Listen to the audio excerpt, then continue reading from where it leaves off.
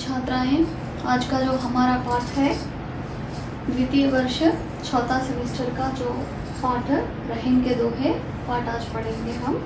रहीम का जो परिचय है, इनका पूरा नाम है अब्दुल रहीम खान खाना। इनका जन्म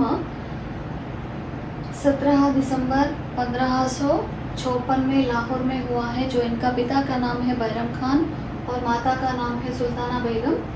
बैरम खान जो मुगल बादशाह अकबर के संरक्षक थे, इनके गुण इस प्रकार होते हैं: वीरता, राजनीति और राज्य संचयन, दानशीलता जो इनके मुख्य गुण है। और इनके पूरे गुण अपने माता पिता से जो इनको प्राप्त हो गया है।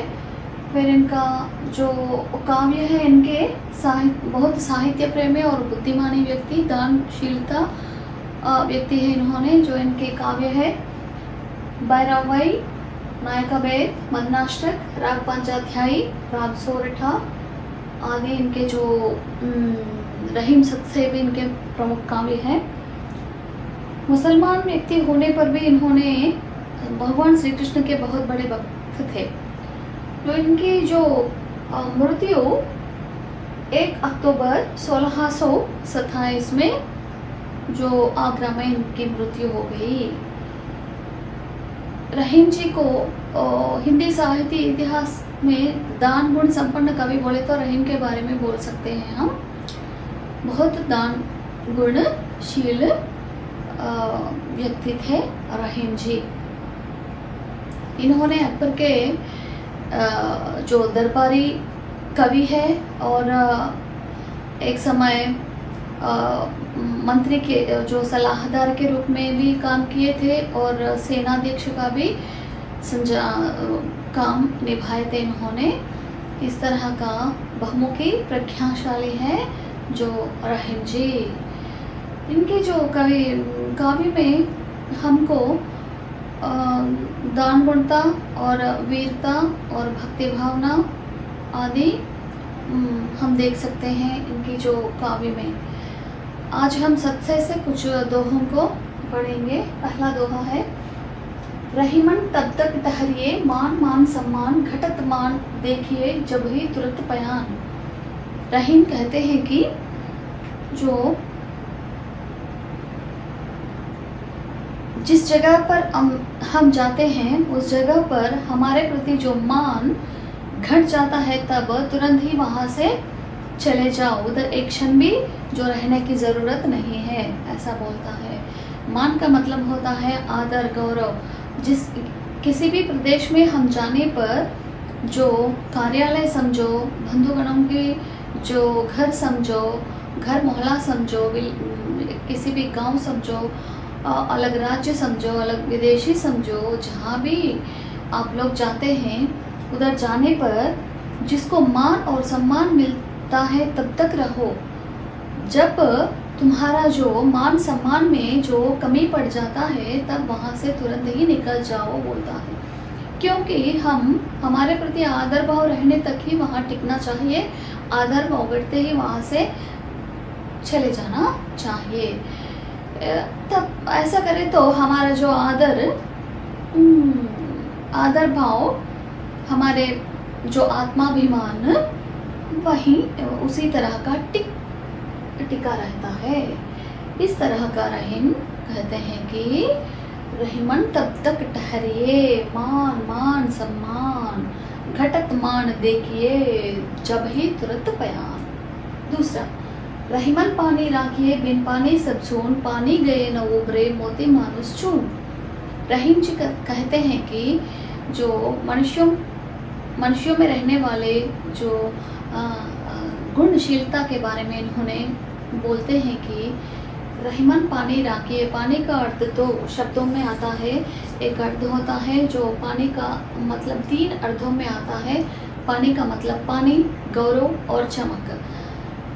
रहीम जी कहते हैं कि पानी राखो, पानी राखिए, पानी रहने दीजिए। आदमी का पानी मतलब आदर, मोती का मतलब पानी मतलब चमक, और चूना होते हैं ना, जो घर को जो लीपने पोतने के लिए उपयोग करते हैं ना, चूना। चूने को क्या चाहिए?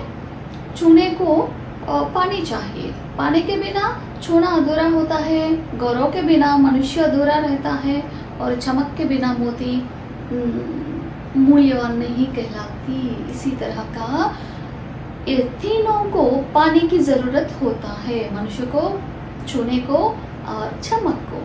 ज़्यादातर मुख्यतः मनुष्य को चमक, पानी ज़रूर रहना चाहिए। पानी का मतलब गौरव।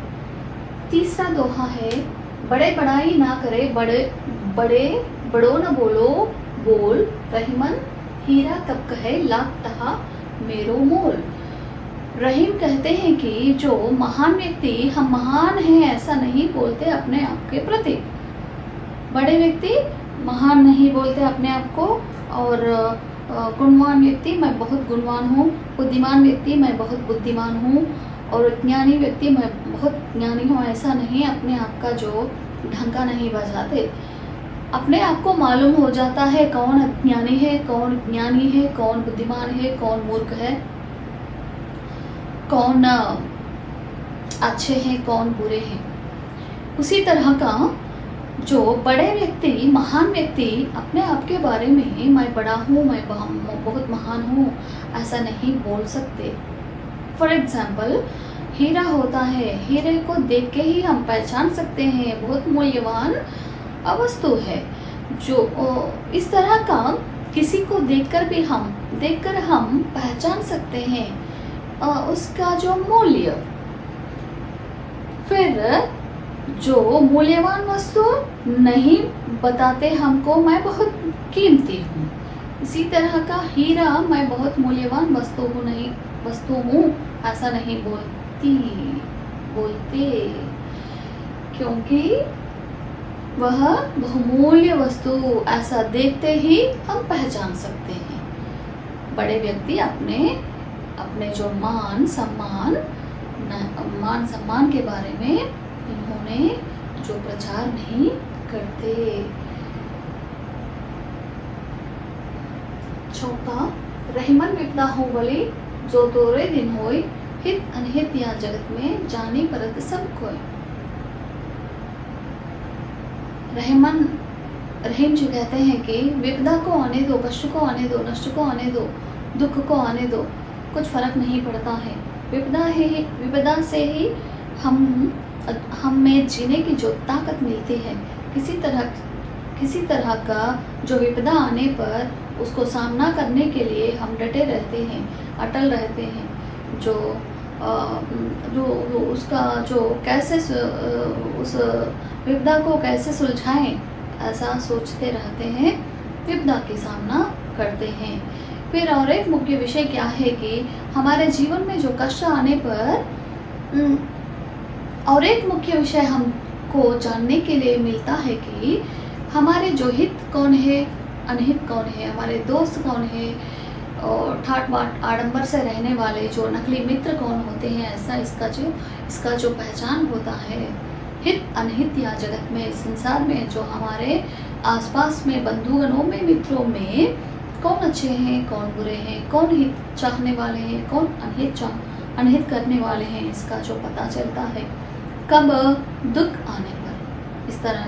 इसलिए हमारे जीवन में कभी न कभी दुख आने चाहिए। फिर पांचवा, रहीमन कठिन चितान को, चिंता को चितछेद, चिंता दहित निर्जीव को, चिंता जीव समेत। रहीम कहते हैं कि हमेशा निराश में रहकर, निराश में डूबकर एक ही जगह मत बैठो, चिंता को छोड़ो। चिंता से कुछ लाभ नहीं होता, कुछ फायदे नहीं होता है। चिंता से और भी मनुष्य नीरस में पड़ जाते हैं, और भी निराशा में डूब जाते हैं। चिंता को छोड़ दो।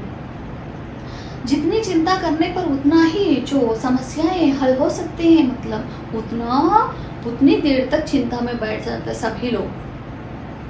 चिंता से, निराशा से, सोचने पर, बैठने पर, खामोश रहने पर फिर चिंता, उस समस्या सुलझ सकता है? नहीं सुलझ सकता है। उस समस्या का जो समाधान के लिए हम सोचना पड़ता है, कार्य भार को संभालना पड़ता है, उस कार्यभार को देखकर हम चिंता में नहीं डूबनी चाहिए।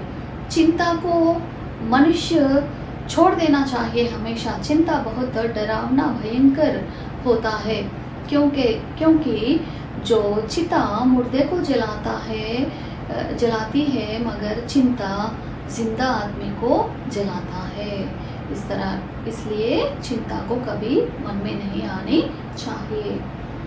जाल परे जल जात बही तजी मीनन को मोह, रहमन मछली नीर को तऊ न छांडत मोह।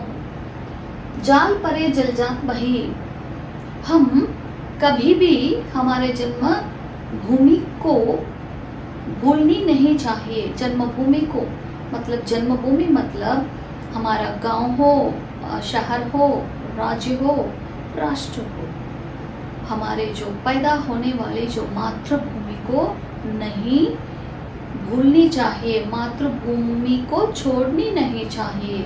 मरना हो या जीना हो, उसी मातृभूमि पर ही हम रहना चाहिए। क्योंकि जो जल में समुद्र समझो, तालाब समझो, नदियाँ समझो, पानी के जलाशयों में बहुत सारे जलचर रहते हैं। जाल बिछाने पर सब सांप समझो, कछुए समझो और जो भी समझो वो भाग जाते हैं वहाँ से। उस प्रदेश को छोड़कर जाल बिछाने पर भाग जाते हैं, मगर मछली उस जाल में पड़ जाती है, वहाँ से भाग नहीं सकती।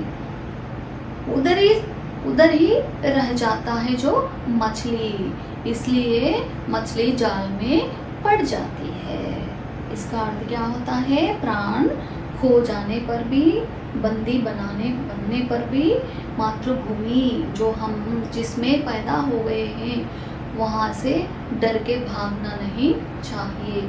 जब मृत्यु आ जाए वहीं रहना चाहिए। मातृभूमि के बारे में यह दोहा बहुत अद्वितीय दोहा है। बिगड़ी बात बने नहीं लाख करो किन कोई, रहमन फाटे दूध को मथे न माखन होए। रहीम जी कहते हैं कि बात को हम बहुत सोच समझ कर करनी चाहिए। जब भी जो जीव होता है मुंह के अंदर, हमारा जीव होता है मुंह के अंदर, उल्टा सीधा बकती है जो अंदर बैठ जाता है। फिर पूरा झिड़कियां मार कौन खाता है? हमारा सर खाता है, हमारा शरीर खाता है। इसलिए हमेशा जीव को काबू में रखना चाहिए, सोच समझ कर बात करनी चाहिए। एक बार बात बिगड़ जाने पर लाखों प्रयत्न करने पर भी उस बिगड़ी हुई बात को हम नहीं बना सकते। इसलिए बिगड़ी बात को हम कभी भी कदापि नहीं बना सकते, अच्छा नहीं बना सकते। एक बार जिस मित्र का जो हृदय तोड़ने पर फिर वह उस हृदय को हम नहीं छोड़ सकते। पहले जैसा नहीं हो जाता, फिर गांठ पड़ जाता, फिर कुछ तरह का दूर भाव पैदा हो जाता दोनों के बीच में। इस तरह का एक बार बिगड़ा हुआ बात नहीं फिर अच्छी तरह बन सकता। इसलिए कभी भी बिगड़ी बात नहीं करनी किसी से भी। उदाहरण के लिए दूध को अच्छी तरह उबाल के ठंडा करके उस पे दही थोड़ा सा मिला के कुछ समय रखने पर दही बन जाता है। उस दही को मंथन करने पर, बहुत देर तक मंथन करने पर मक्खन निकलती है। मक्खन निकलने के बाद मक्खन को धीमी आंच पर सेकने पर, जो उबालने पर क्या हो जाता है, हमको घी मिलता है। उसी तरह का फटे दूध को ऐसा ही रहने पर मक्खन नहीं मिलता। इसी तरह का अच्छे दूध से मक्खन निकाल सकते हैं, मगर जो फटे दूध से मक्खन को नहीं निकाल सकते। इस तरह का अच्छी जो भावों को हम अच्छी बातों से ही हम बना सकते हैं। धनी रहीम जलपंख को लघु जिय पियत अघाई, उदधि बढ़ाई कौन है जगत प्यासो पाए। जितना भी धनी होने पर भी उससे कोई फायदा नहीं होता। जितना भी बड़े पेड़ होने पर नीचे छाया नहीं मिलता।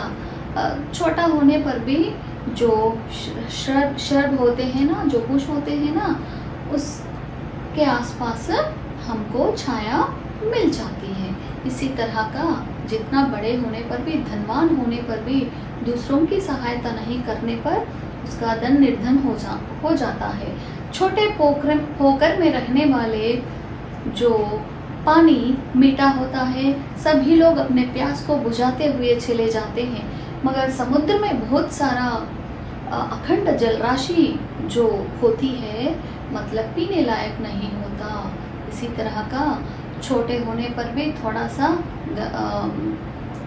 सा पंक जल, थोड़ा सा जो हम पोखर से पानी निकालने पर थोड़ा सा स्वच्छ नहीं रहने पर भी पीने लायक हो जाता है, मगर समुद्र के जो खारे पानी को पीने पर बीमारी पड़ जाते हैं। उसी तरह का जल राशि, अखंड जल राशि के समान धनवान होते हैं, और छोटे पोखर जैसा गरीब दूसरों की सहायता करने वाला आदमी होता है। हम किस तरह का रहना चाहिए? छोटे पोखर जैसा नहीं रहना चाहिए, समुद्र जैसा नहीं रहनी चाहिए, दूसरों को जो हित करनी चाहिए।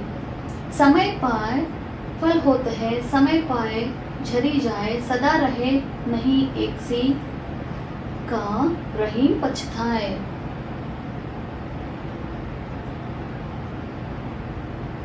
मनुष्य हमेशा सोचते हैं कि भगवान हमको ही कष्ट क्यों देते हैं, सभी लोग अच्छे हैं। कौन बोले तुमको सभी लोग अच्छे हैं?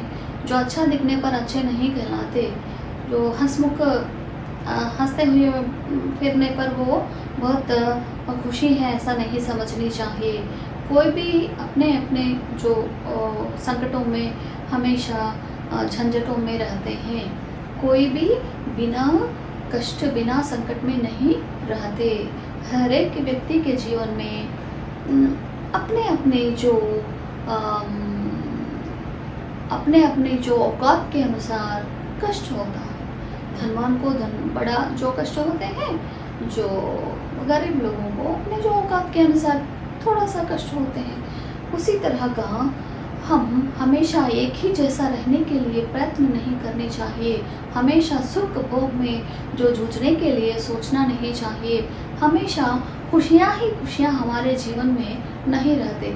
कभी कभी खुशियों के बाद दुख भी आ जाते हैं, और सुखों के बाद फिर कष्ट भी आ जाते हैं हमारे जीवन में।